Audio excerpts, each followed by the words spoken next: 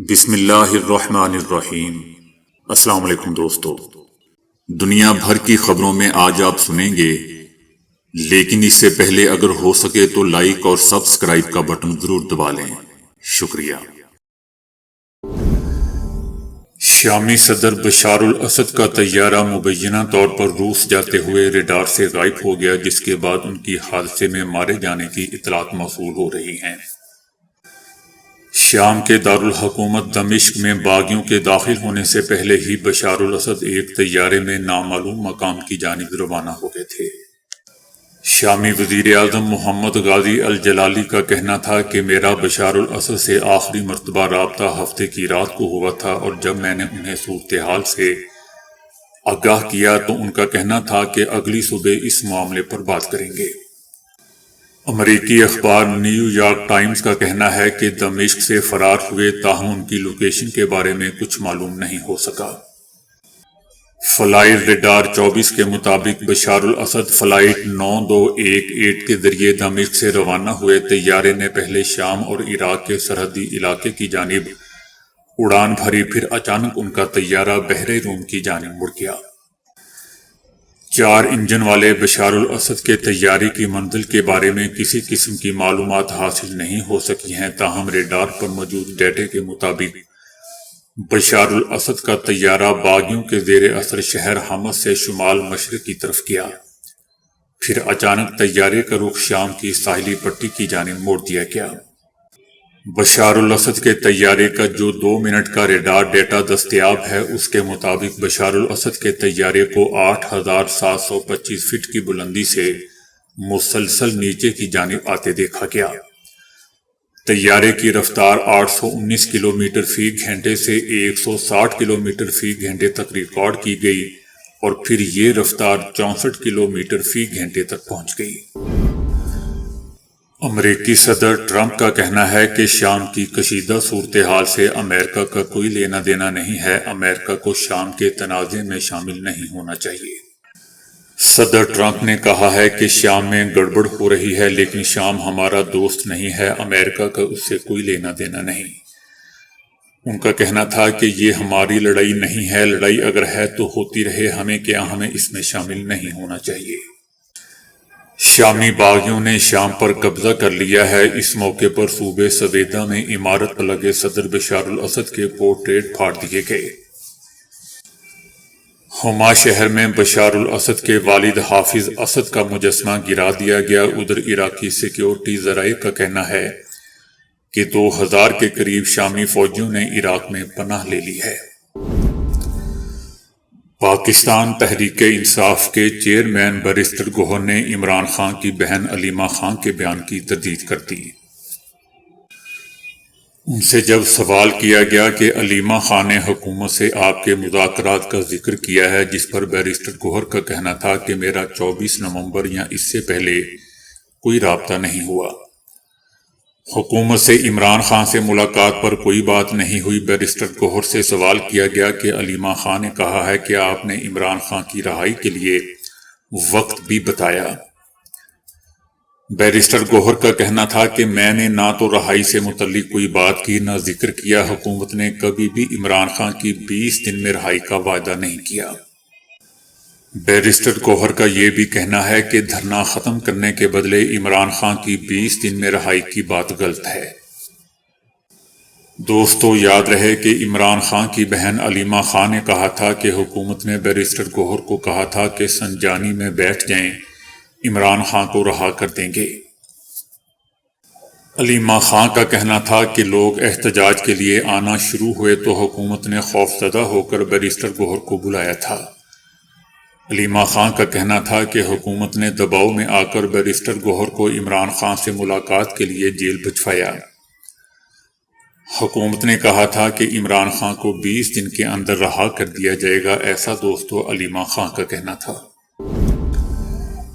شامی باغیوں نے دارالحکومت دمشق میں قبضے کے بعد سرکاری ٹی وی پر پہلے ہی خطاب میں تمام قیدیوں کے لیے عام معافی کا اعلان کر دیا۔ شامی باغیوں نے اپنے فتح کا اعلان سرکاری ٹی وی پر کرتے ہوئے بتایا کہ شام سے بشار الاسد حکومت کے طویل دور کا خاتمہ ہو چکا ہے۔ دمشق میں صورتحال محفوظ ہے، کسی کے خلاف انتقامی کارروائی نہیں ہوگی۔ شامی باغیوں کا کہنا تھا کہ آزاد شام کی خود مختاری اور سالمیت کا ہم یقین دہانی کرواتے ہیں، اور شام میں سیاہ دور کا خاتمہ کرنے کے بعد نیا عہد شروع ہونے جا رہا ہے۔ باغیوں کا کہنا ہے کہ شام کی تمام سرکاری اور غیر سرکاری املاک اور تنصیبات کا تحفظ کیا جائے گا۔ شامی باغی گروپ تحریر الشام کے سربراہ ابو محمد الجولانی نے سابق شامی سرکاری فوج اور عوام کے لیے ہدایت جاری کرتے ہوئے کہا ہے کہ عوام اور سابق حکومت کے فوجی سرکاری اداروں سے دور رہیں۔ ابو محمد الجولانی کا کہنا تھا کہ سرکاری ادارے اس وقت سابق وزیر اعظم کی نگرانی میں ہیں۔ اقتدار کی منتقلی تک سابق وزیر اعظم محمد غازی الجلالی حکومتی اداروں کی سربراہی کریں گے۔ پاکستان تحریک انصاف کے اسلام آباد میں ہونے والے احتجاج کے دوران عالمی ادارے فیک نیوز واچ نے تحقیقاتی رپورٹ جاری کر دی۔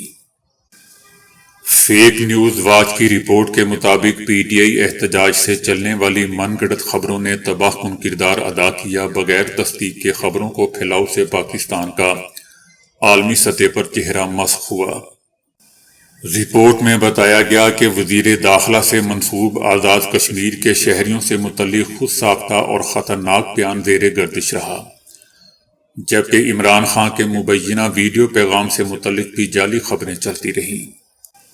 فیک نیوز واچ کی رپورٹ میں بتایا گیا کہ علی امین گنڈا پور اور بشرا بی بی کی گرفتاری سے متعلق جعلی خبر نے احتجاج کی شدت بڑھائی، جبکہ پیمز اور پولی کلینک ہاسپٹل میں سینکڑوں باڈیز کی جعلی خبروں کے بھی منفی اثرات ہوئے۔ فیک نیوز واچ کے مطابق اسد قیصر کو پاکستان تحریک انصاف چیئرمین بنانے سے متعلق جعلی خبریں بھی بریکنگ نیوز بنیں۔ عمران خان کے صاحبزادے سلمان عیسیٰ خان کے نام سے جعلی اکاؤنٹ سے کارکنان کو اکسایا جاتا رہا۔ عمران خان کو اڈیالہ جیل سے منتقل کرنے کی خبریں بھی جعلی ثابت ہوئیں۔ اس کے علاوہ فیک نیوز واچ کی تحقیقاتی رپورٹ میں کہا گیا کہ احتجاج کے دوران آرمی اکیڈمی سے 600 جوانوں کے استعفے کی خبریں بھی بے بنیاد ثابت ہوئیں، جبکہ اسد قیصر اور محمود خان اچکزئی پر فائرنگ کی بے بنیاد خبریں بھی چلائی گئیں۔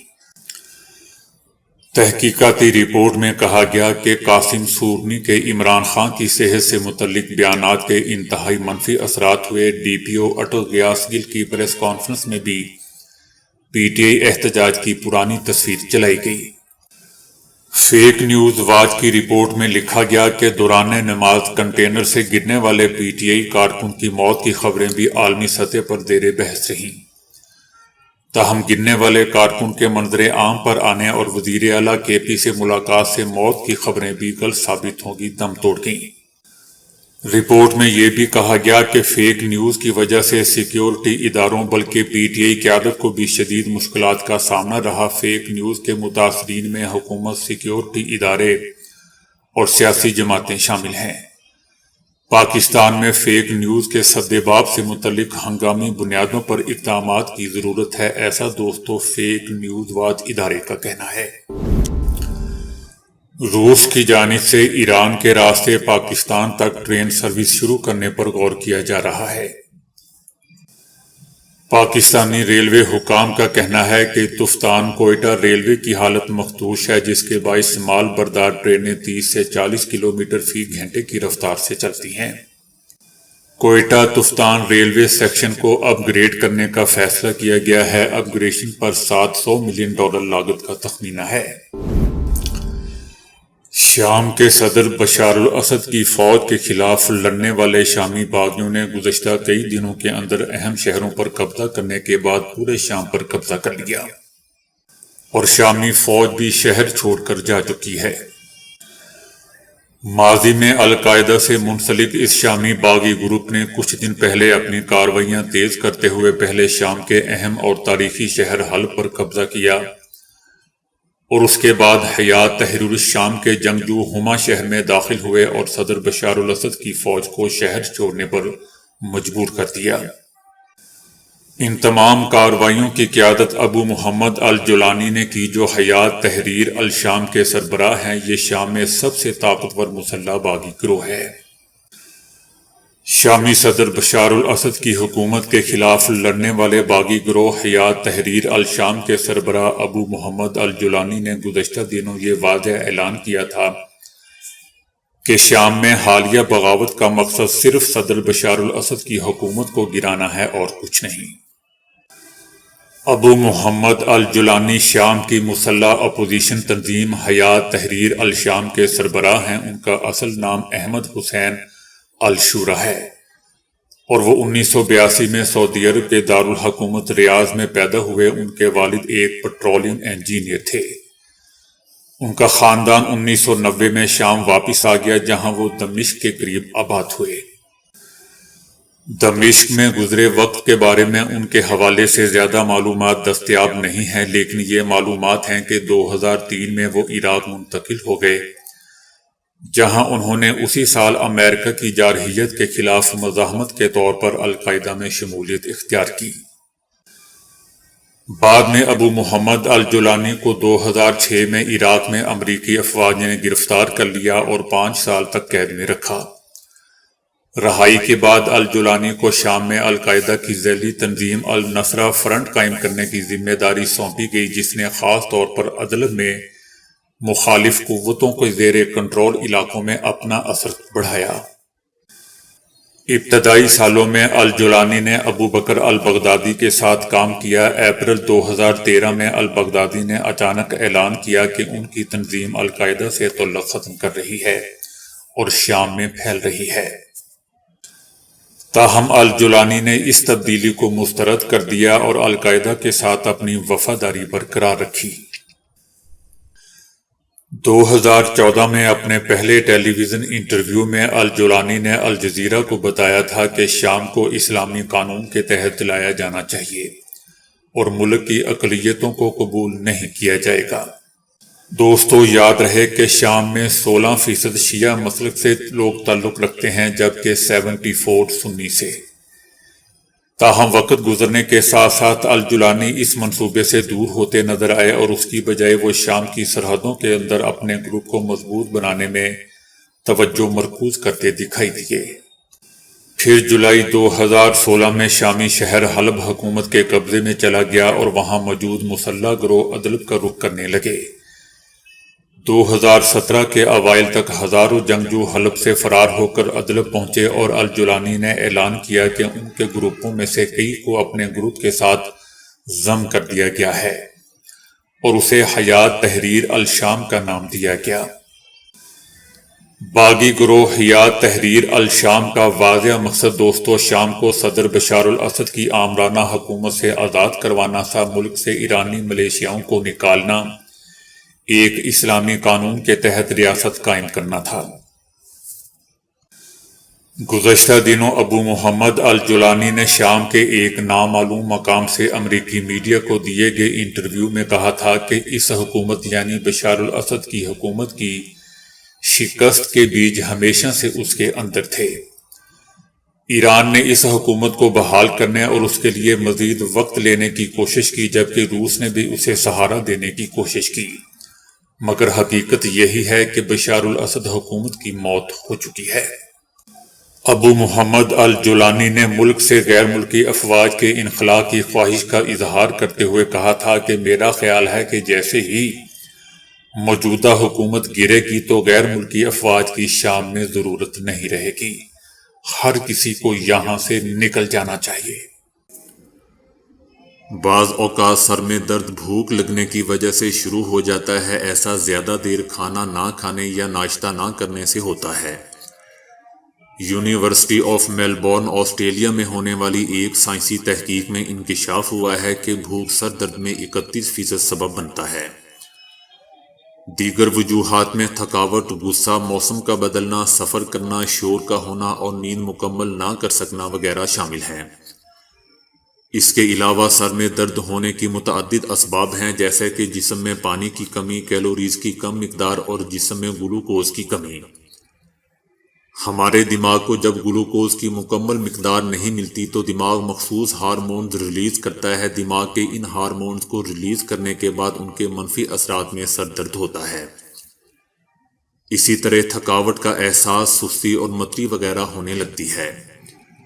اسی طرح جسم میں پانی کی کمی اور غذا کی کمی دماغ میں صلاحیت پر اثر انداز ہوتی ہے اور اسے تیز کرتی ہے، جس کی وجہ سے سر میں درد شروع ہو جاتا ہے۔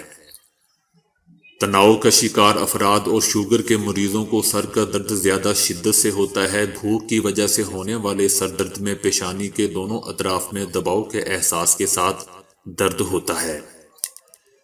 اسی طرح گردن اور کندھوں پر تناؤ کی کیفیت شروع ہو جاتی ہے۔ اس کے علاوہ آنتوں سے مختلف آوازیں آنا، تھکاوٹ محسوس کرنا، ہاتھ کانپنا، چکر آنا، پیٹ میں درد ہونا، پسینہ آنا، سردی کا محسوس ہونا وغیرہ شامل ہیں۔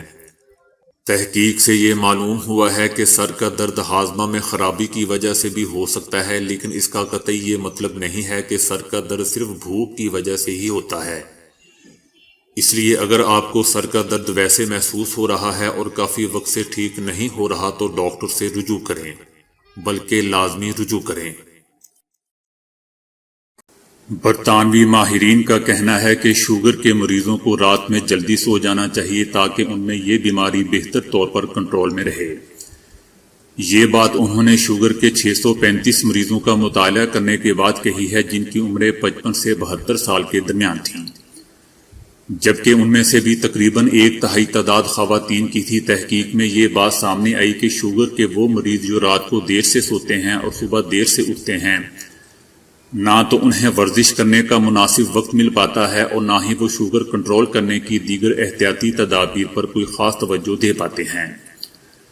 نتیجہ یہ نکلتا ہے کہ ان میں شوگر کی شدت بھی نسبتاً کم عرصے میں بڑھ جاتی ہے۔ رات کو جلدی سونے اور صبح جلدی اٹھنے والے مریضوں کے پاس ورزش کے لیے خاصا وقت ہوتا ہے، جبکہ وہ شوگر پر بہتر کنٹرول کے لیے ورزش سمیت مختلف سنجیدہ اقدامات کرتے ہیں۔ یہی وجہ ہے کہ ان میں شوگر کی پیش رفت پروگریس خاصی سست رفتار میں رہتی ہے اور وہ بالعموم ایک صحت مند زندگی گزارتے ہیں۔